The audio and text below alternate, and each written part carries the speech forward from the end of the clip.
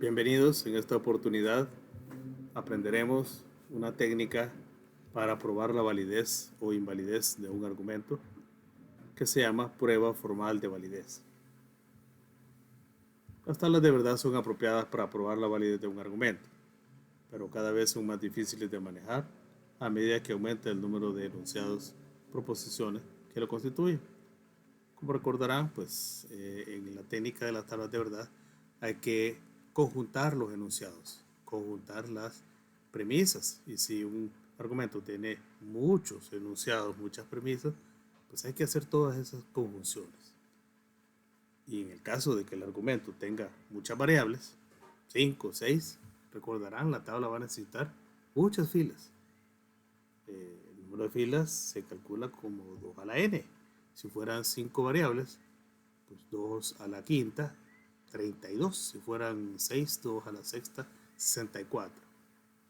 Se trataría de resolver una tabla pues muy compleja.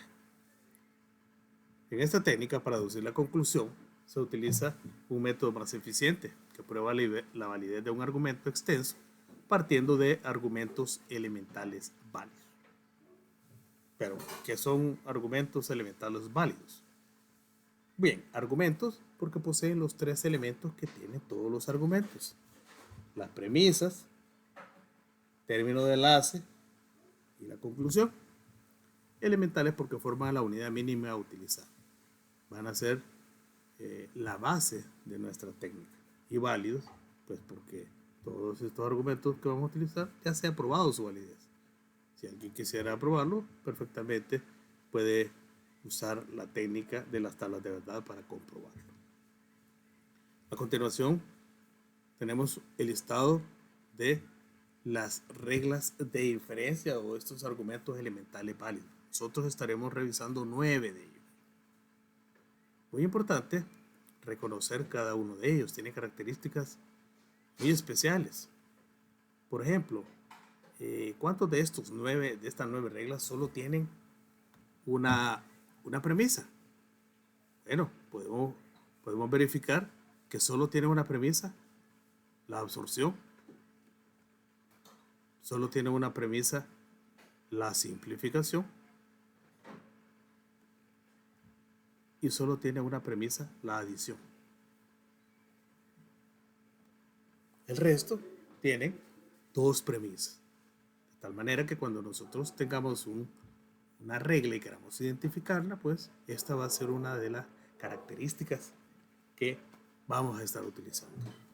Otra de las características que podemos utilizar es cómo empieza la primera premisa. Por ejemplo, ¿cuántas de estas reglas su primera premisa tiene una disyunción?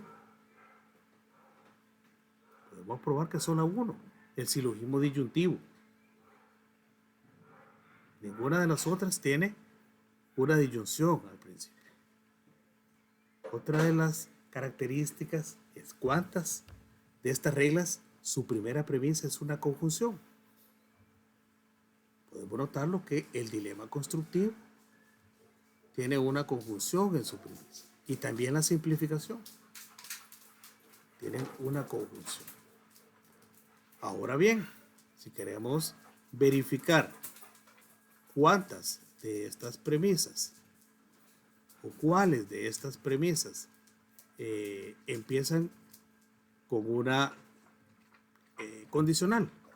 Bueno, acá tenemos el modus ponens, empieza con una condicional. El modus tollens empieza con una condicional. El silogismo hipotético. Y finalmente, la absorción. Los cuatro empiezan con una condicional. A continuación, vamos a revisar cada una de estas 9 reglas de diferencia y vamos a describir cuál es su estructura. Muy importante fijarnos no en que tiene una negación o no tiene una negación. Los invito a que se enfoquen en la estructura que tiene cada una de estas reglas. Modus ponens. ¿Por qué se llama modus ponens? Bueno, es un término latín que significa afirmando. Afirmando se afirma. Su estructura la podemos ver. Es una condicional, la primera premisa. Acá lo tiene. Y la segunda premisa es justo el mismo antecedente de la condicional. Y la conclusión es el consecuente de la primera premisa. Aquí tenemos el consecuente y la conclusión es justo el consecuente. No importa qué expresión sea el antecedente, no importa qué expresión sea el consecuente, mientras se mantenga esta estructura, pues vamos a estar hablando de un modus ponens. Modus tollens. Se llama tollens, que significa negando, se niega. O sea, muy parecido al ponens, pero noten ustedes la estructura. La primera premisa son iguales. Es una condicional que tiene su antecedente y su consecuente. Pero la segunda premisa cambia. La segunda premisa del tollens tenemos la negación del consecuente. Vean ustedes. Tenemos el consecuente, en la segunda premisa lo negamos. En la conclusión que vamos a tener la negación del antecedente. Muy parecido al modus ponens, pero tiene esta característica que lo hace diferente. Silogismo hipotético. Lo pueden encontrar también en otras fuentes bibliográficas como hipotético puro, porque sus tres proposiciones son hipotéticas, sus tres proposiciones son condicionales. O sea, aquí en la estructura lo podemos verificar. La primera premisa es una condicional, la segunda premisa también es una condicional, pero algo muy importante, así como termina la primera premisa, en este caso termina en Q empieza la siguiente. ¿Sí? Y la conclusión, noten ustedes, está formada de otra condicional, pero que el antecedente es el antecedente de la primera premisa. Y el consecuente es el consecuente de la segunda. ¿Sí? Acá a la derecha ustedes tienen otra posibilidad. Noten ustedes que la diferencia entre ambas opciones es simplemente que la primera premisa y la segunda premisa han cambiado de puesto. Lo que debería ser la primera premisa se ha convertido en la segunda. Y lo podemos notar de la siguiente manera. Si esta fuera la primera premisa termina como empieza la segunda. ¿Sí? Simplemente que están al revés. Silogismo disyuntivo, como ya lo habíamos adelantado, es la única regla que su primera premisa es una disyunción. ¿Sí? Que son dos alternativas. En su estructura podemos ver que la segunda premisa es la negación de uno de estos disyuntos. ¿Sí? La negación de una de las dos alternativas. Tenemos dos alternativas, P o Q. En la segunda premisa vamos a negar una de ellas, ya sea que neguemos P o ya sea que neguemos Q.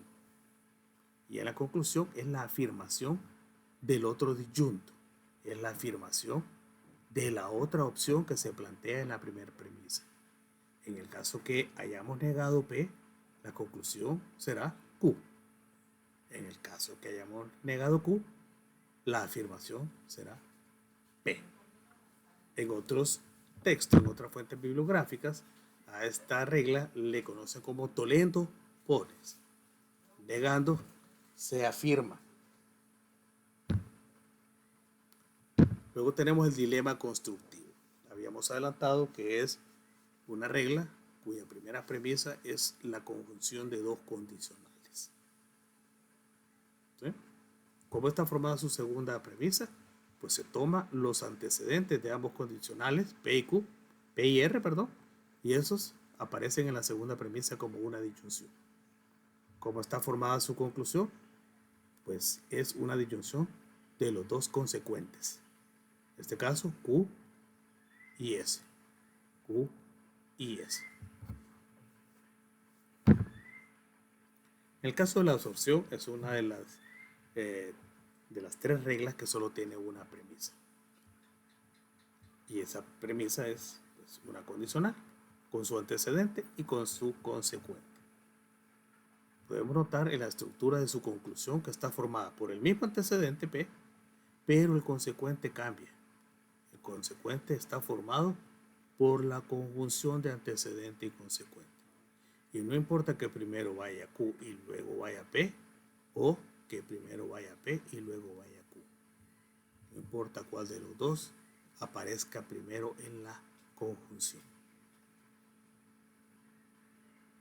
Simplificación. Otra de las tres reglas que solo tiene una premisa. Su primera premisa es una conjunción bastante simple. Y en la conclusión vamos a tener la separación de estas dos conjuntos, se le llama. O bien separamos a P o bien separamos a Q. Cualquiera de los dos se puede desprender de esa conjunción. A continuación tenemos la conjunción, que es un tanto contraria a la simplificación. En la conjunción tenemos una primera premisa, cualquier proposición, en este caso P, una segunda premisa que es cualquier otra conjunción que es Q, y en la conclusión van a estar conjuntadas ambas. No importa que primero escribamos P y luego Q, o al revés, que primero escribamos Q y después escribamos P. No importa, en tanto estén conjuntadas ambas premisas. Y finalmente, una de las reglas más sencillas, pero una de las más poderosas. Sencilla en su estructura. Primera premisa, cualquier proposición. Conclusión, esa misma proposición le vamos a adicionar cualquier proposición, cualquier otra proposición. Y muy importante cuando se dice cualquiera, porque en efecto es cualquier otra proposición que queramos agregarle por medio de una disyunción. Bien, los invito a ver el siguiente video en donde vamos a aplicar, vamos a presentar la técnica en donde vamos a estar utilizando estas 9 reglas de inferencia para hacer una prueba formal de validez. Hasta luego.